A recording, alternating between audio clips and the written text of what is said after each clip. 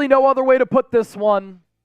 San Francisco 49ers losing in Super Bowl 58 on a walk-off touchdown from Patrick Mahomes to Mecole Hardman. Final score 25-22. And how can you come up with the word other than heartbreak? A heartbreaking loss for the San Francisco 49ers. And for an organization that is historic, that has a worldwide brand, that has 5 Super Bowl championships, having not won a Super Bowl since 1994, there have been countless heartbreaks for this organization since then. And this is yet another soul-crushing loss. The defensive line had to come to play. They came to play. You had to hold Isaiah Pacheco and that Chiefs ground game in check. You were able to do that. For the most part, you had to contain Travis Kelce. I thought San Francisco did that. In the first half, he had 1 catch for 1 yard, 92 yards in that second half. And not only do you lose this game, you lose it in overtime. Now, a lot of people are going to try to blame Kyle Shanahan, Brock Purdy for this loss. For me, this loss is on the entire team. And against a team that is a dynasty in the Kansas City Chiefs, that has won back-to-back Super Bowls. Doing so for the first time since the New England Patriots under Bill Belichick and Tom Brady. And for a team that's made it to 4 Super Bowls in the last 5 years, a game like this against a team that's that good is going to be decided on the margins. And a game like this was going to be decided by just a couple of plays. And for me, this loss falls on the Niners' self-inflicted wounds. Opening drive of the game, you come out, you throw a couple of haymakers to Kansas City and the best defense in the NFL. You have some explosives. You move right down the field. Christian McCaffrey fumbles it at the 27-yard line. When at least you could have gotten 3, it was looking like you were going to get 7. And when you fumble on the 27, that takes 3 points away. It takes potentially 7 points away. That was an offensive mistake and an offensive self-inflicted wound. But then you shoot yourselves in the foot on special teams. When to start on special teams, and this year San Francisco's been a little bit spotty. I thought the Niners were great on special teams, led by Chris Conley, who made a couple of really good tackles, down to Mitch Wishnowsky punt at the 2. But Darrell Luter Jr. has no awareness with where he is on the field in special teams coverage, and the punt goes off his foot. And then Ray McCloud, a veteran player, has to pick the football up, and instead of just falling on it, he tries to scoop it and run with it. He can't corral it. Chiefs take over. 1 play later, a touchdown from Patrick Mahomes to Marquez Valdes-Scantling. And then you also had the Jake Moody extra point miss, which was not a block kick as much as it was a bad job by the kicker. It was a chip shot. It was a point after attempt. And Jake Moody hit the middle of the football, didn't get enough air on it. Ideally, he kicks that football on the lower point to get air on it, to get it over the line. Wasn't able to do that. He drove it, and it got blocked. And that extra point really ended up being one of the big differences in this game, because at the end of regulation, Patrick Mahomes only had to drive down the field for a field goal instead of a touchdown. And when Mahomes went for the touchdown, Fred Warner with some excellent coverage on Travis Kelce in the end zone to force the incompletion. If the Chiefs need a touchdown, they're going to need to fire into the end zone once again from about, the 10-plus yard line. And you have confidence in San Francisco to be able to hold up there. And then the other thing for me is that the Niners on some of the money downs couldn't extend drives to keep Patrick Mahomes off the field. And when the offense went on that stretch of having no first downs from about the 4+ minute mark in the second quarter until deep into the third quarter, I said this live during our watch party as we had more than 2 million people join us.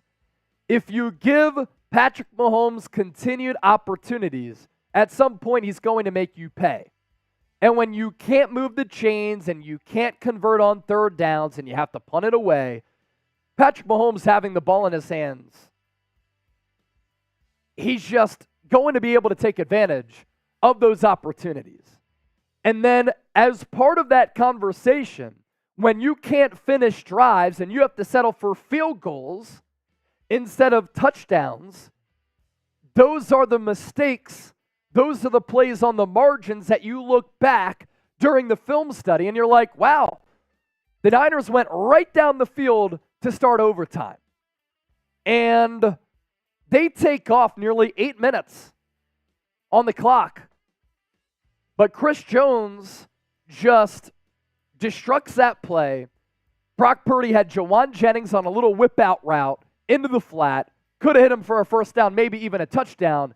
But because Chris Jones burst through the interior of the Niners' offensive line, Brock Purdy had to throw that ball away.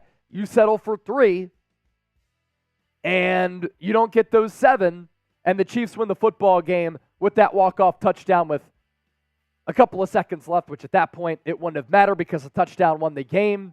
And now you go home, and now we're all left wondering, what if? And we're all left wondering, what is going to happen with this team moving forward? A lot of the core players on this team are still young, but the history of running backs running it back year over year, especially given the workload of Christian McCaffrey, is not good. And we know that running backs don't last in this league all that long. Is Christian McCaffrey going to be the same player with more than 2,000 all-purpose yards and leading the league in rushes? He's getting older. Fred Warner's getting older. Eric Armstead is getting expensive. George Kittle getting older and expensive. Kyle Juszczyk, most expensive fullback in the game. Diamador Lenore might be up for a contract extension. Brandon Aiyuk up for a contract extension. Charvarius Ward's going to want one. You still have pillars on this team. You still have some really good players. But the combination of paying a Deebo Samuel, a Brandon Aiyuk, a George Kittle, a Trent Williams who's 35 years old and older, a Kyle Juszczyk, Nick Bosa, Fred Warner, Eric Armstead, Javon Hargrave, Charvarius Ward. You're paying a lot of money to these players, and it just becomes more difficult to keep that collection of talent around. And finally, the Niners had a season in which they were pretty healthy. Under head coach Kyle Shanahan, since he took over in 2017, the Niners have been top 10 in injury rate. In the Super Bowl, they're about as healthy as they could have been. And with the physical style that they played, the demands from Kyle Shanahan, what does next year look like? On paper, it looks good.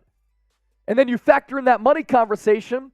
Brock Purdy's been the best bargain deal in the NFL the last 2 years. He's making under $1 million.